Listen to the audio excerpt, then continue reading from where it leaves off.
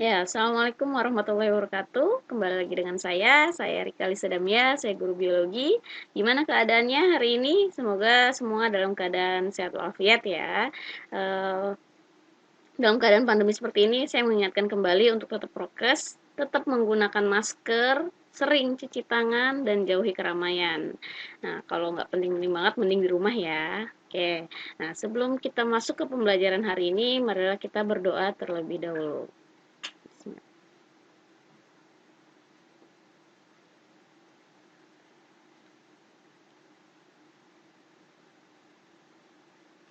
Amin, amin ya rabbal alamin. Ya, teman-teman semuanya, kita akan mempelajari tentang sistem ekskresi untuk hari ini. X berasal dari kata X berarti adalah pengeluaran atau keluar. Nah, sistem ekskresi itu adalah kita akan membahas tentang sistem pengeluaran pada manusia. Sebelum kita masuk ke materi, kita akan terlebih dahulu mengetahui indikator dari pembelajaran ini dan juga tujuan pembelajaran dari materi kali ini.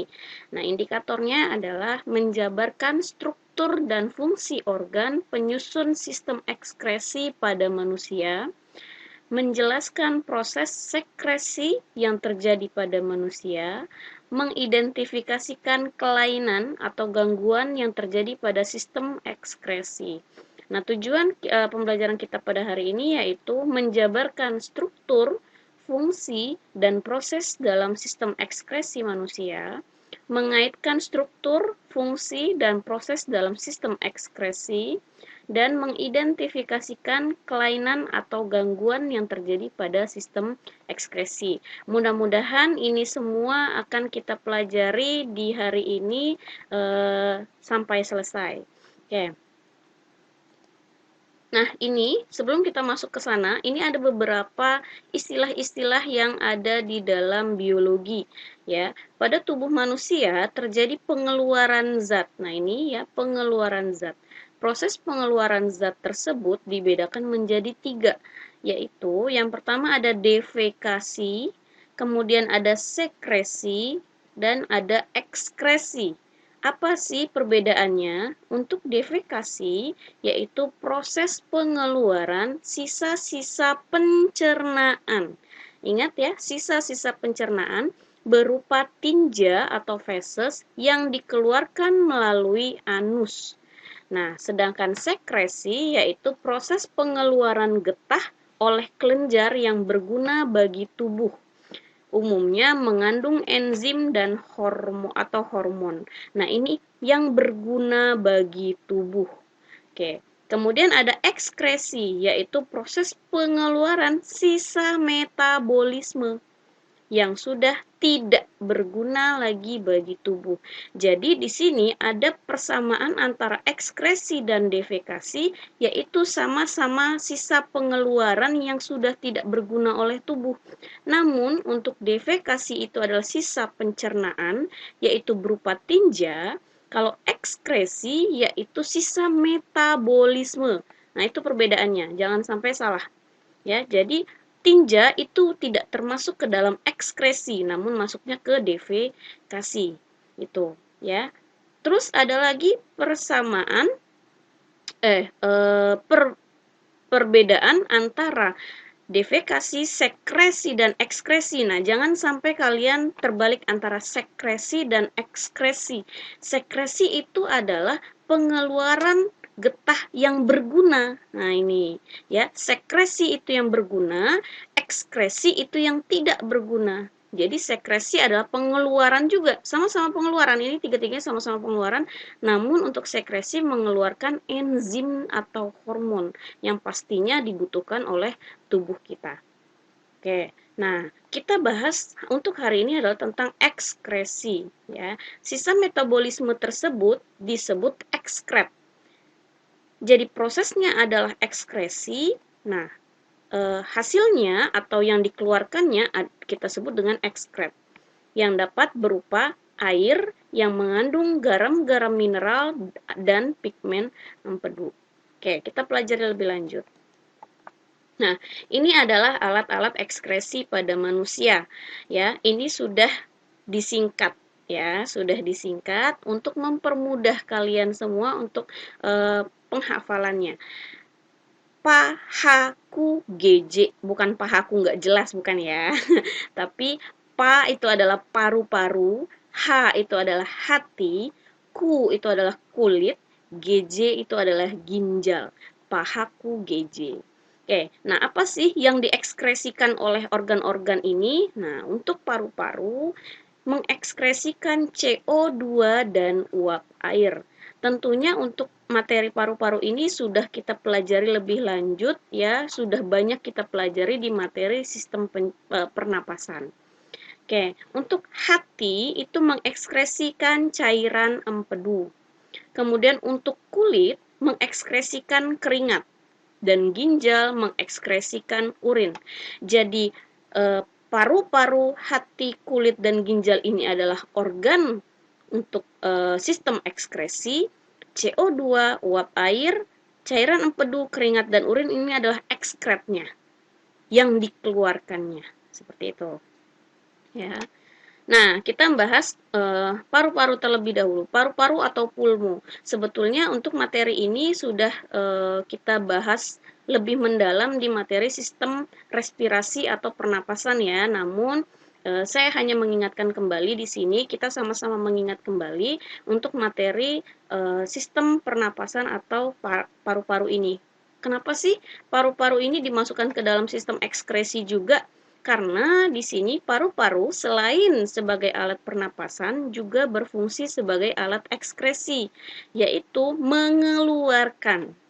Nah, karena ada kata-kata mengeluarkan karbon dioksida, CO2, dan uap air H2O, maka dan itu sudah tidak lagi dibutuhkan oleh tubuh. Bukan sudah tidak lagi, memang tidak dibutuhkan oleh tubuh, maka itu dikeluarkan.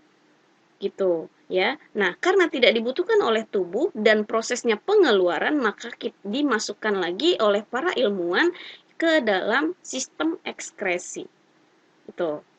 Ya, kemudian ketika bernapas, kita mengambil oksigen dari udara dan mengeluarkan CO2 dan H2O. CO2 dan H2O yang dikeluarkan merupakan hasil dari sisa metabolisme. Nah, ini lagi kata kuncinya, bahwa CO2 dan H2O ini merupakan hasil dari sisa metabolisme. Ya, itu kata kunci dari sistem ekskresi tadi. Di jaringan, lalu diangkut oleh darah ke paru-paru untuk dibuang dengan cara difusi di alveolus. Nah, untuk membuktikan bahwa saat kita bernapas mengeluarkan mengeluarkan udara, ya, saat mengeluarkan udara itu membuktikan bahwa adanya H2O itu dari mana? Nah, pernah nggak sih kalian waktu kecil atau mungkin kalau emang belum pernah silahkan kalian coba ambil kaca ya, kemudian kalian tarik nafas dan kalian hembuskan nafas kalian di kaca, apa yang terjadi dengan kaca itu? Nah, ya, kalau udah coba kalian akan tahu bahwa yang terjadi di kaca tersebut akan ada yang namanya embun. Buram, kacanya akan menjadi buram. Nah, buram itu diakibatkan adanya embun. Embun itu apa sih? Uap-uap air. Gitu, itu ya. H2O itu jadi terbukti bahwa saat kita mengeluarkan udara dari paru-paru itu yang keluar adalah CO2 dan H2O. Nah, paru-paru udah ya, cuma segitu aja kita ingat-ingatnya karena untuk lebih dalamnya ada di materi sebelumnya. Kalau masih mau ingat lagi silahkan buka lagi di video pembelajaran tentang sistem pernapasan. Oke, sekarang kita lanjut ke organ selanjutnya di sistem ekskresi, yaitu hati. Hati bahasa ilmiahnya adalah hepar. Hati atau hepar. Jadi kalau kita ke rumah sakit itu nggak akan ada ketemu tulisan hati, tapi pasti ketemu tulisannya hepar. Nah, hati atau hepar ini adalah gambar simulasi dari hati ya. Yang besar itu adalah hati bagian kanan. Jadi hati itu terdiri dari ini ya, hati bagian kanan. Kemudian yang kecil itu adalah hati bagian kiri.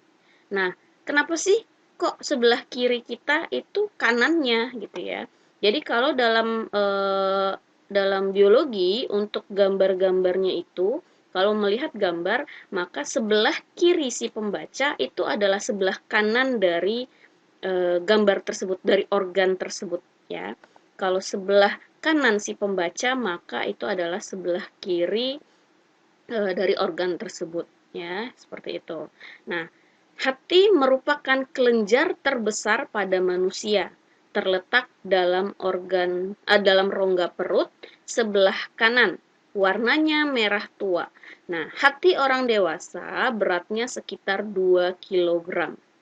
Kemudian hati menghasilkan cairan empedu yang berasal dari hemoglobin sel darah merah. Ya, jadi hati menghasilkan cairan empedu yang berasal dari hemoglobin sel darah merah yang telah rusak. Nah, ya, sel darah merah yang seperti apa? Sel darah merah yang telah rusak dan tua, ya, yang dihancurkan di dalam limpa.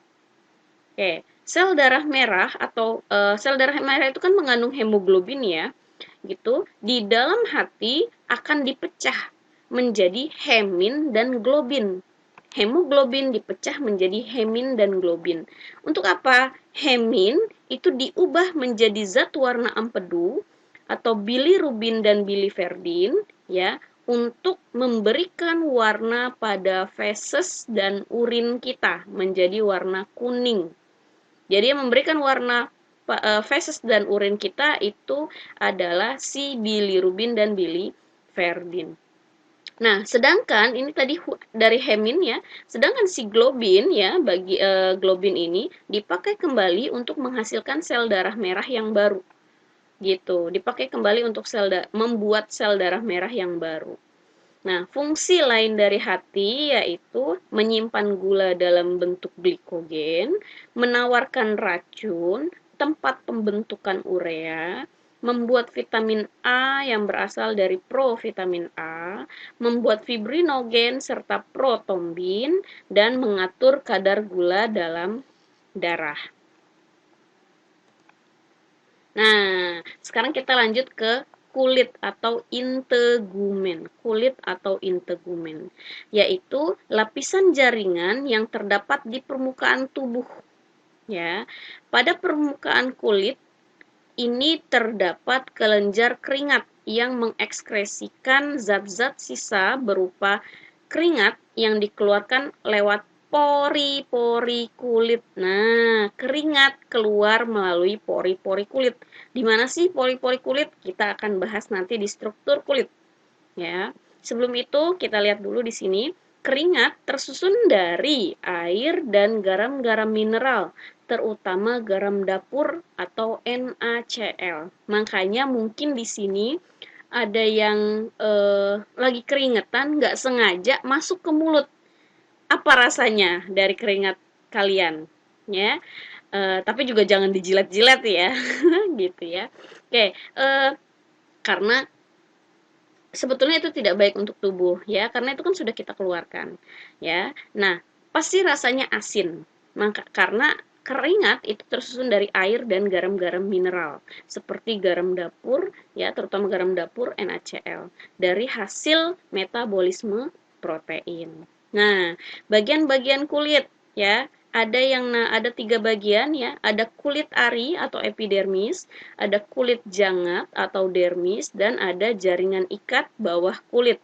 Ini ya, ini adalah epidermis, bagian paling luar ya. Seperti biasanya, epidermis fungsinya untuk melindungi bagian dalam ya. Jadi otomatis yang namanya epidermis mau dimanapun itu ada terletak di paling luar ya. Oke, kemudian ini dari atas sampai ke bawah sini ya, itu adalah dermis. Ya, jadi bagian-bagian ini semua itu adalah dermis. Nah, di paling bawah itu adalah jaringan ikat.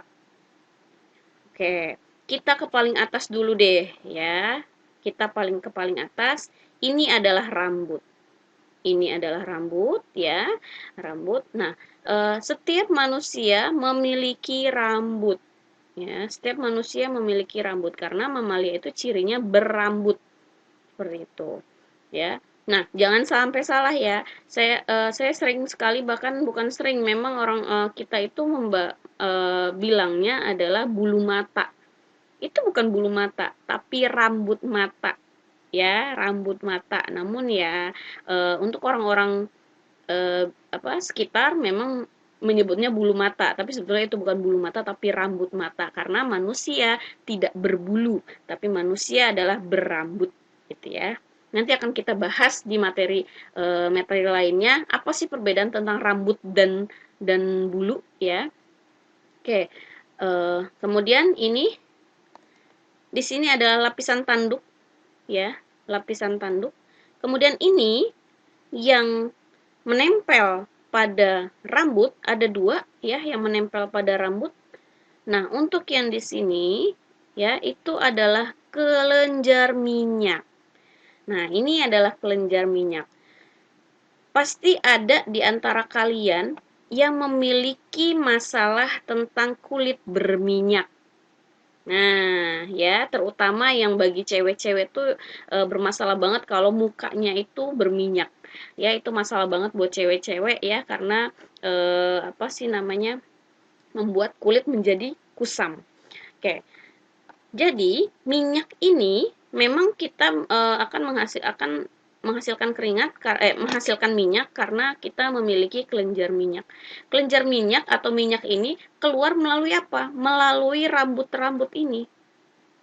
Ya, melalui rambut-rambut. Loh, berarti di muka ada rambut dong? Iya, ya. Di muka kita ada rambut. Ya, namun tipis, rambutnya halus-halus dan kecil tipis.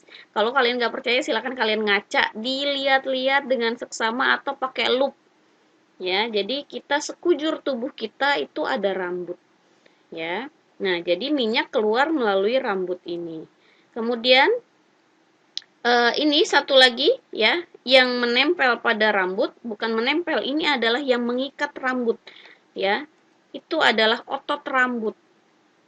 Otot rambut ini fungsinya untuk mengikat rambut agar rambut tidak mudah rontok, tidak mudah lepas. Itu ada otot rambut. Kemudian di sini, di bawah ini adalah pembuluh darah. Pembuluh darah.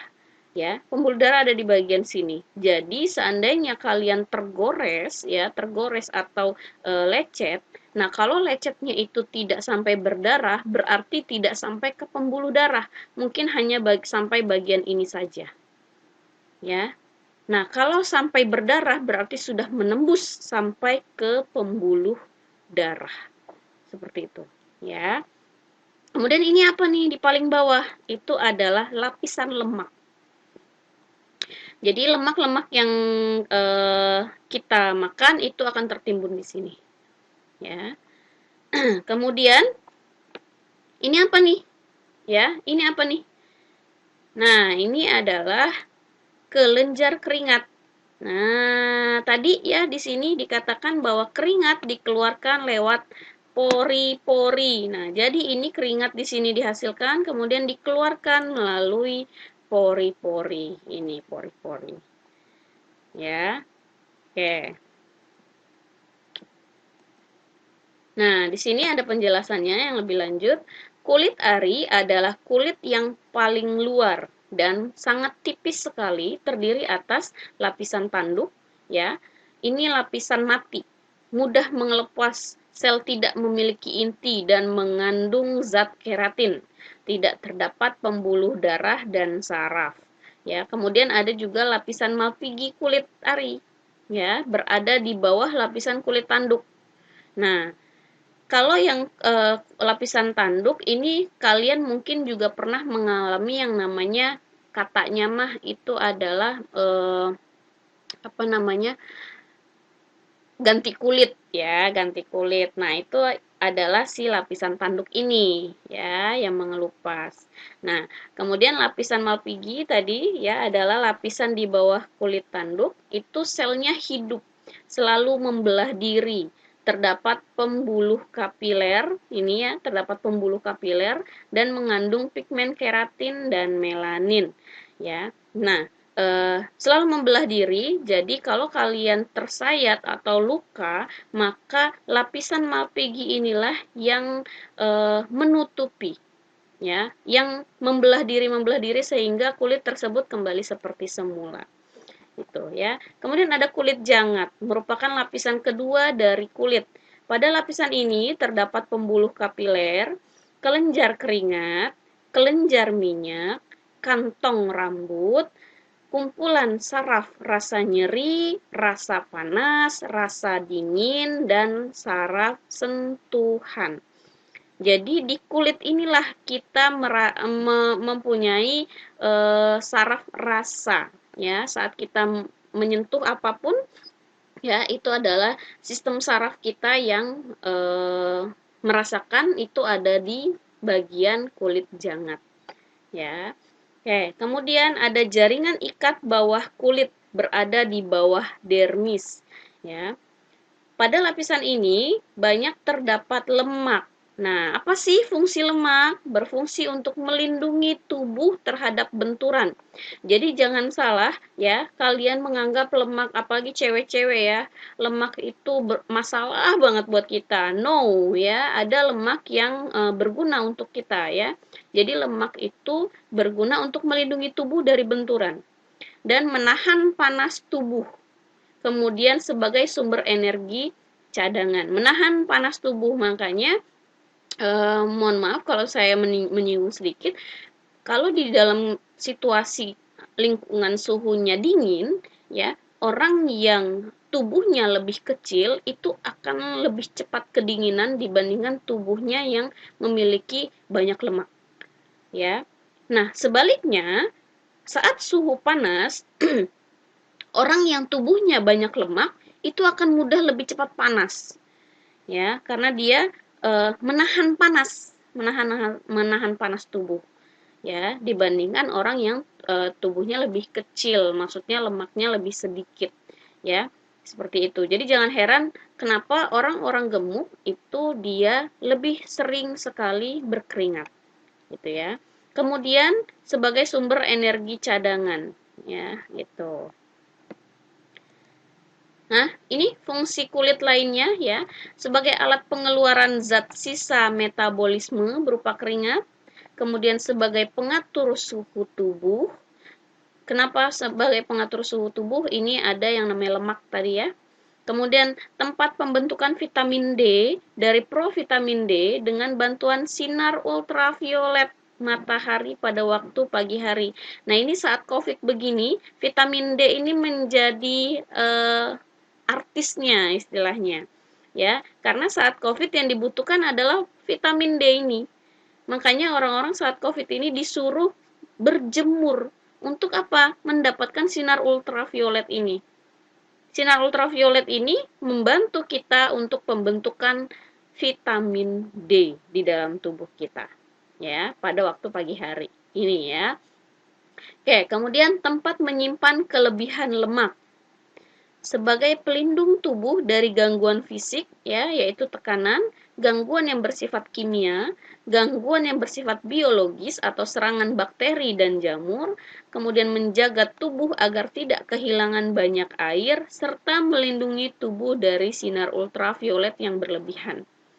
Kemudian sebagai indera peraba, karena pada lapisan dermis terdapat kumpulan saraf yang bisa menangkap rangsangan berupa suhu, nyeri, dan juga tekanan. Karena di sini kita memiliki sistem saraf.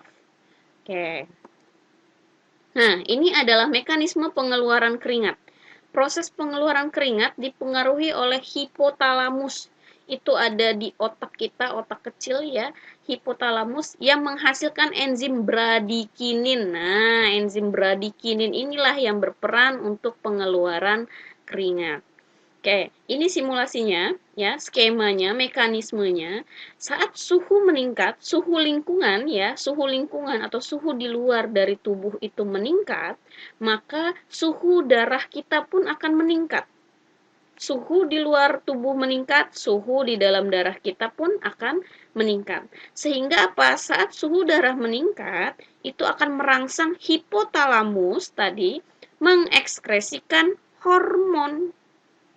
Nah, mengekskresikan hormon, kemudian hormon ini masuk ya, hormon ini akan masuk ke darah, kemudian merangsang pembuluh darah melebar. Jadi pembuluh darah kita akan melebar karena adanya hormon ini ya, karena ada enzim bradikinin ini ya. Kemudian pembuluh darah yang melebar, kalian bayangkan pembuluh darah itu seperti selang. Apa yang terjadi kalau selang yang darinya kecil ke membesar? Maka tekanannya itu akan mengecil juga ya. Sehingga kalau tekanan mengecil, kecepatan aliran darah pun akan menurun. Gitu ya, logikanya seperti itu aja ya. Pembuluh darah melebar, nah berarti mengakibatkan kecepatan aliran darah menurun. Nah, saat kecepatan aliran darah menurun ya, si kelenjar keringat tadi ya, menyerap air, garam, dan sedikit urea dari kapiler darah. Ini peran kelenjar keringat.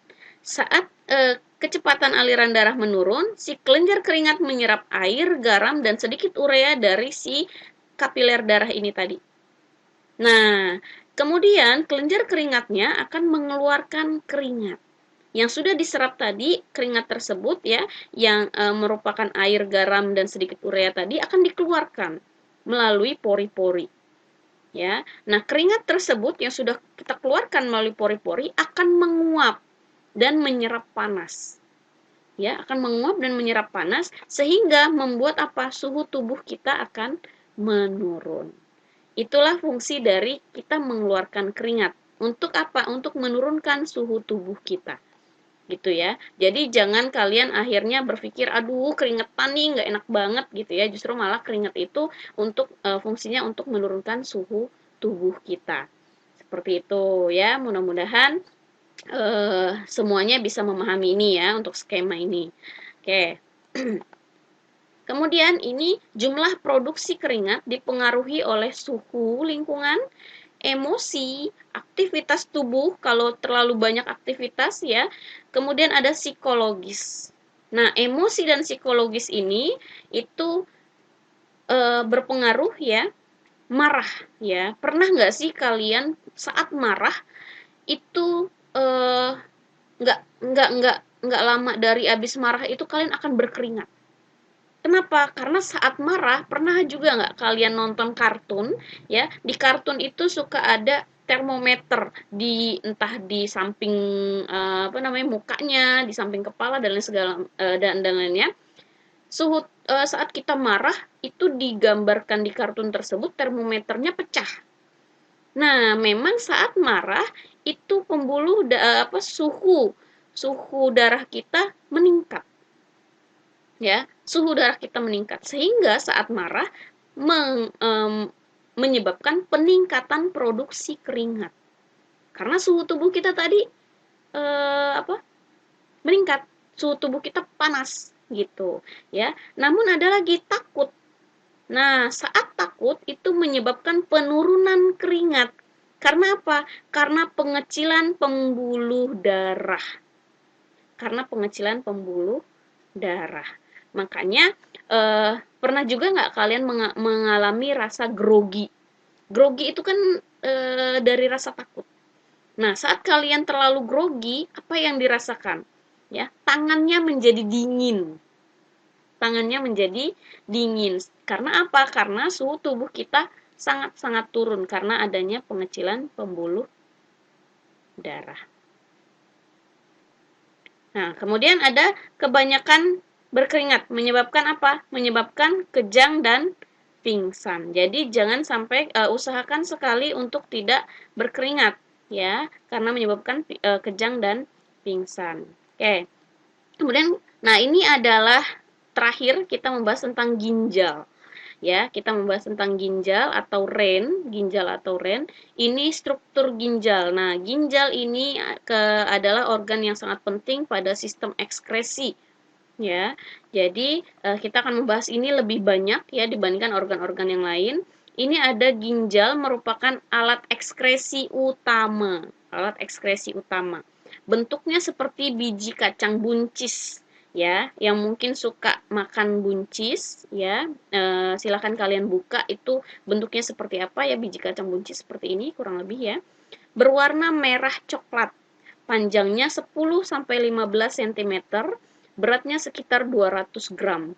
Jumlahnya sepasang. Nah, terletak di dekat tulang pinggang, ya, pinggang di bawah perut, ya, terletak di dekat tulang pinggang. Ginjal kanan ukurannya lebih kecil dan letaknya lebih rendah dari ginjal kiri karena terdesak oleh hati atau hepar. Nah, ini ya, ginjal kanan terletak agak lebih turun dan lebih kecil ukurannya dibandingkan ginjal yang sebelah kiri. Nah, bagian-bagian ginjal ya itu ada yang namanya kulit ginjal atau korteks ya. Ini adalah kulit ginjal atau korteks. Kemudian ada yang namanya medula, ini yang namanya medula ya, seperti buah jeruknya ya ini. Kemudian ada rongga ginjal atau pelvis renalis. Di sini ada rongga ginjal atau pelvis renalisnya ya. Kemudian ini ada ureter.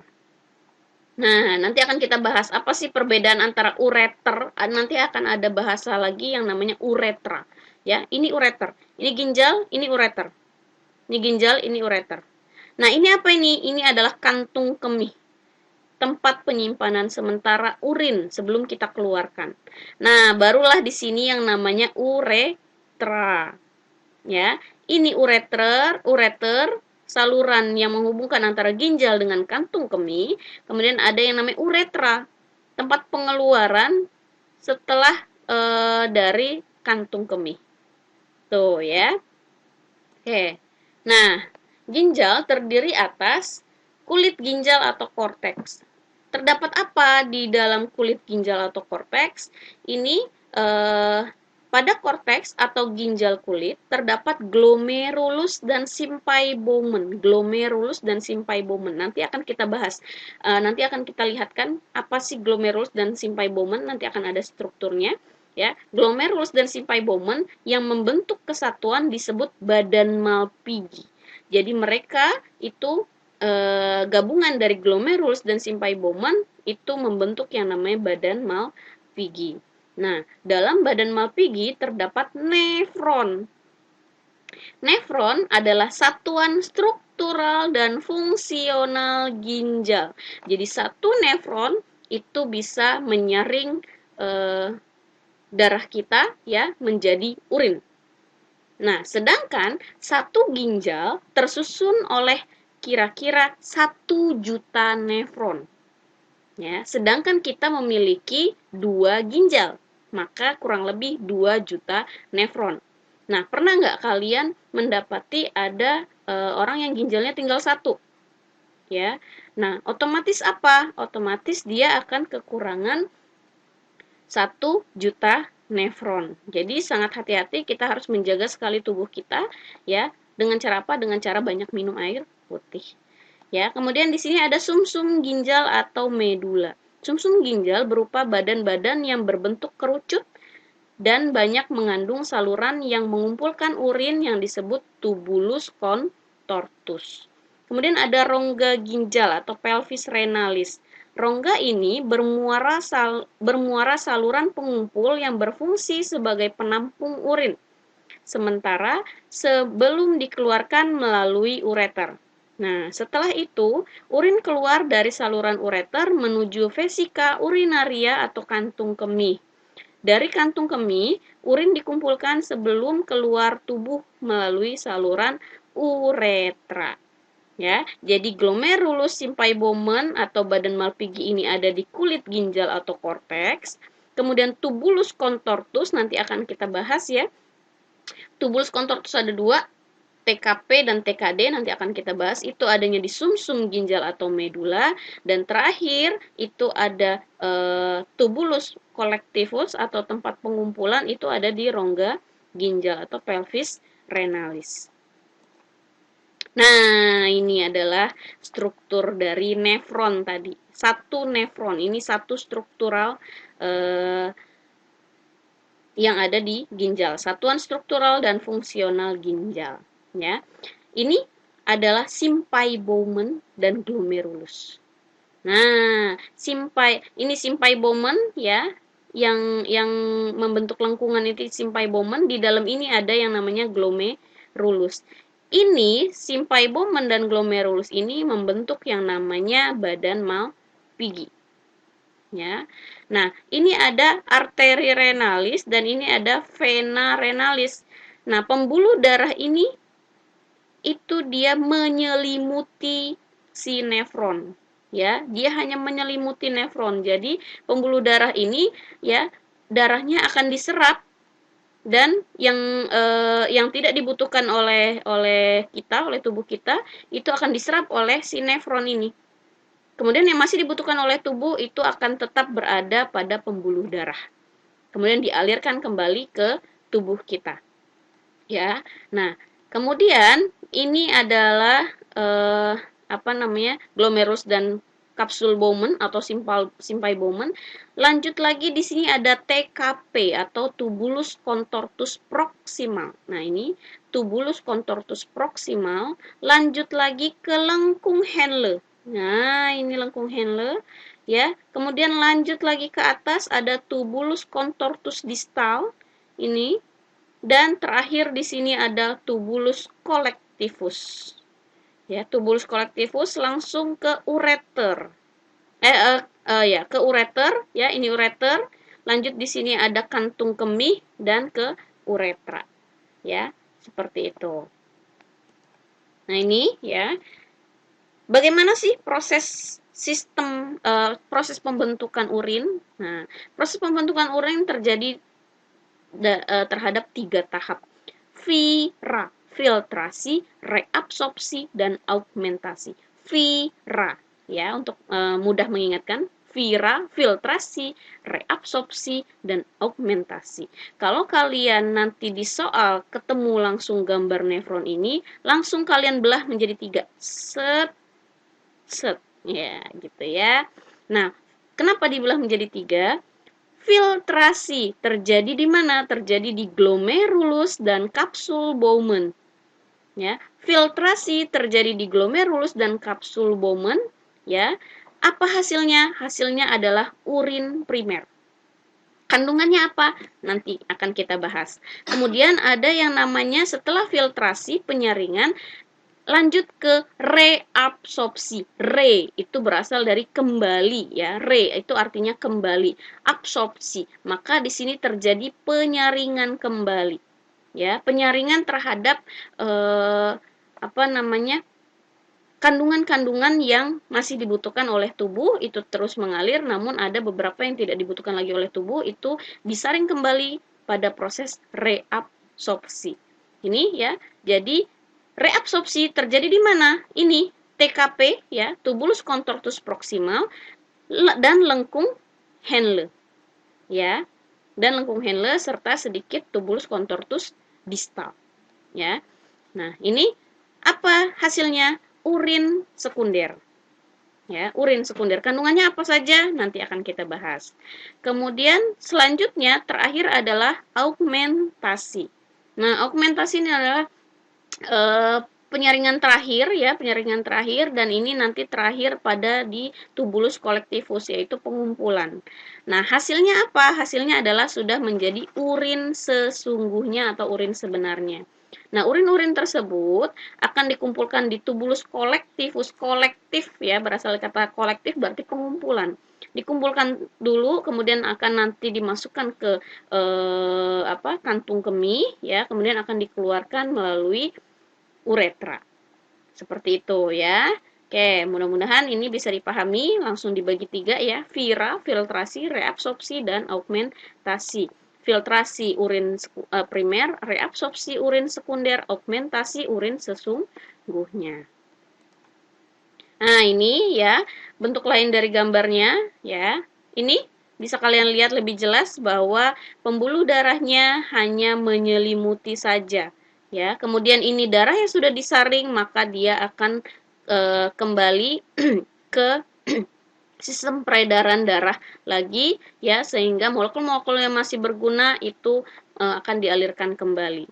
gitu ya. Ini adalah glomerulus di dalam, ini kapsul Bowman ya, filtrasi, reabsorpsi dan augmentasi.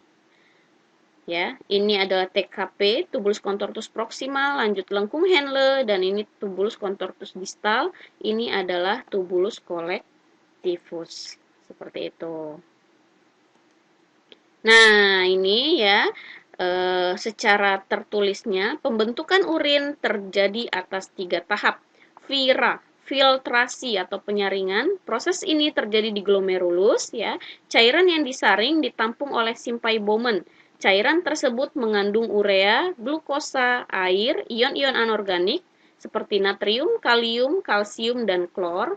Kemudian darah dan protein tetap tinggal di dalam kapiler darah karena tidak dapat menembus pori-pori glomerulus.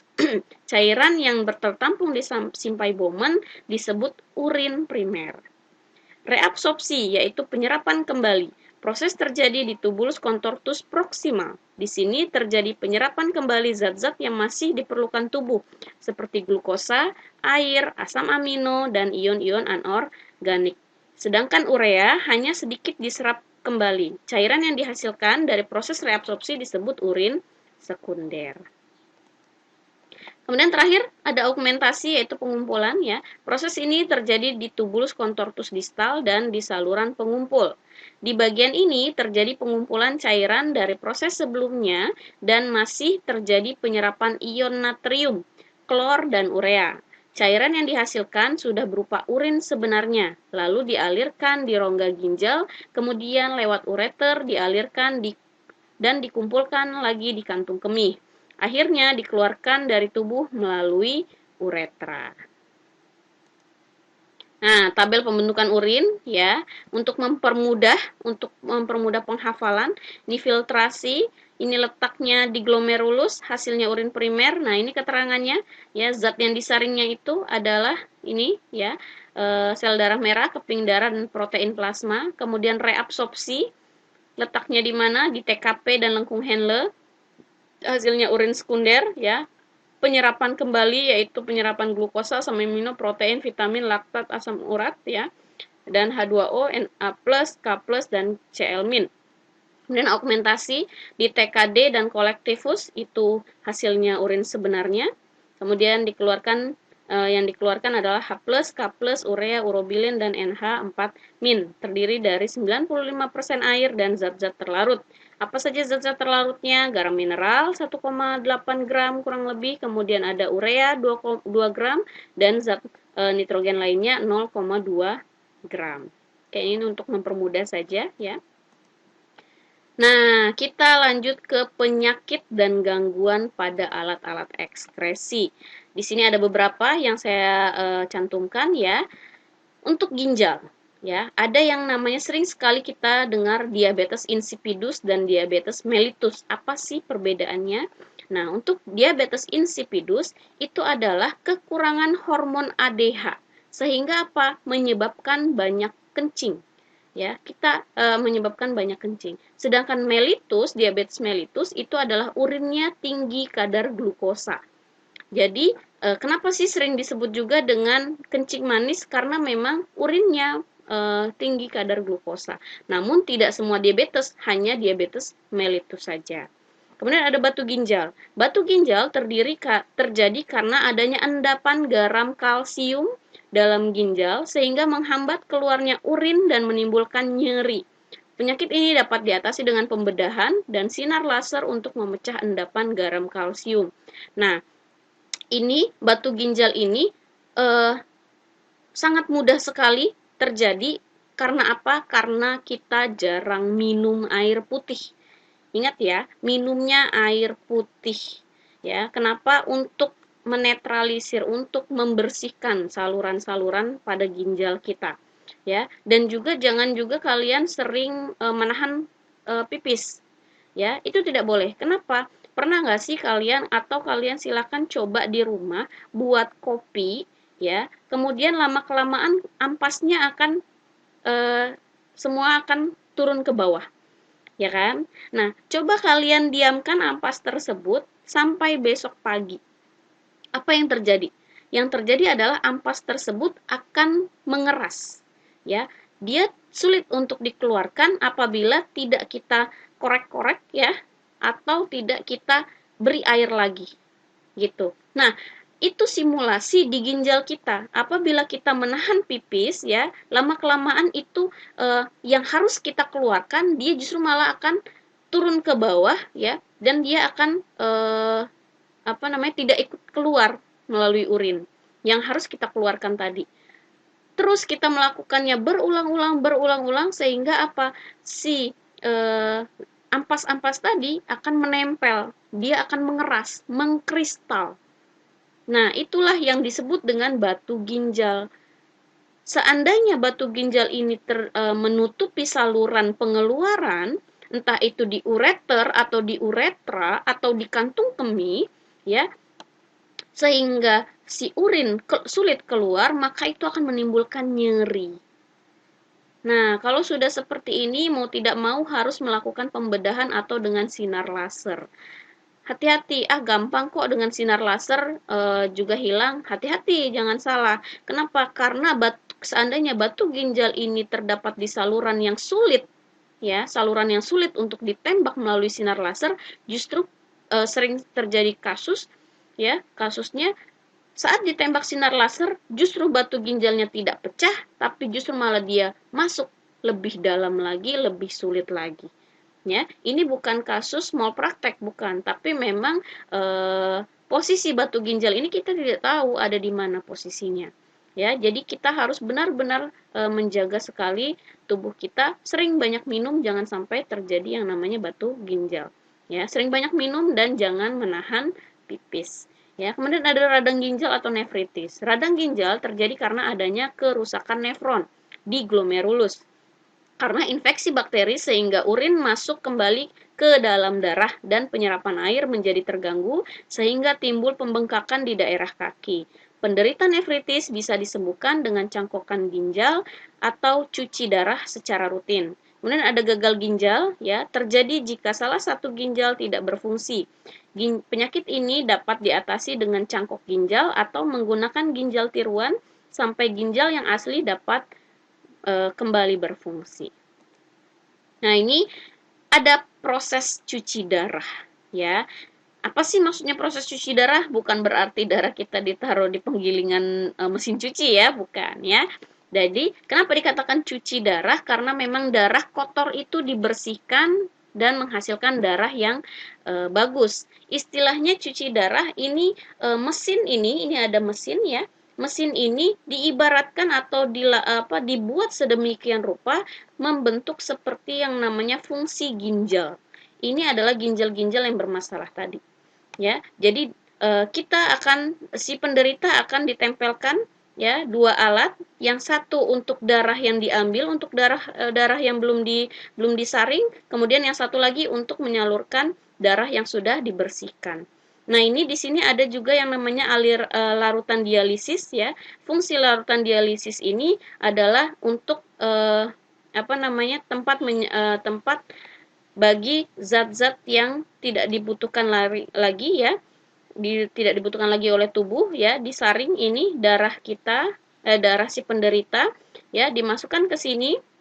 Kemudian darah-darah ini akan mengalami proses penyerapan penyaringan, ya, yang tidak berguna oleh tubuh, dia akan bergabung dengan larutan dialisis.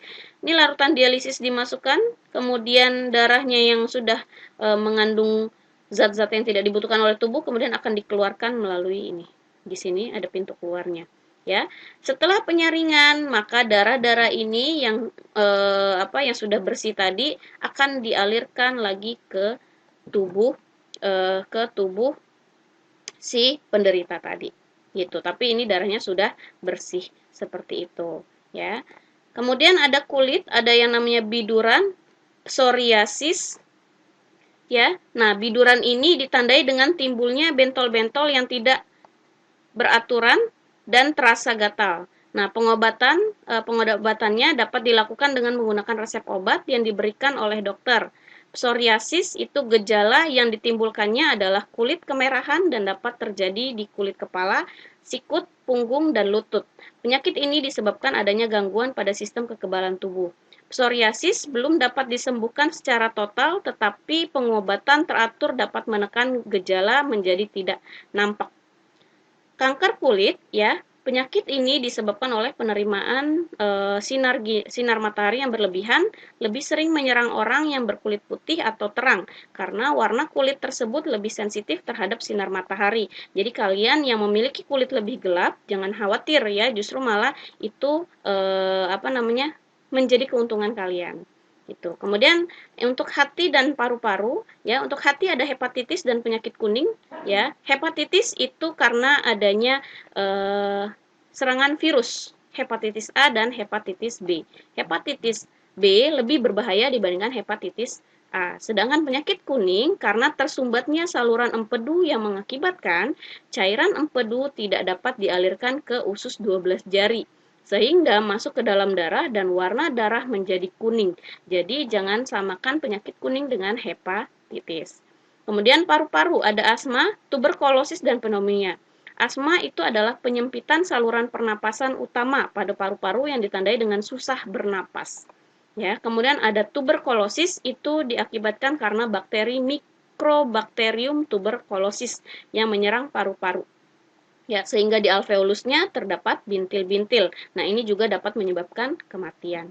Kemudian ada pneumonia. Penyakit ini disebabkan oleh bakteri, virus, dan atau jamur yang menginfeksi paru-paru di bagian alveolus, sehingga oksigen masuk karena susah masuk karena alveolus dipenuhi oleh cairan. Ya. Nah, itu tadi semua materi tentang sistem ekskresi.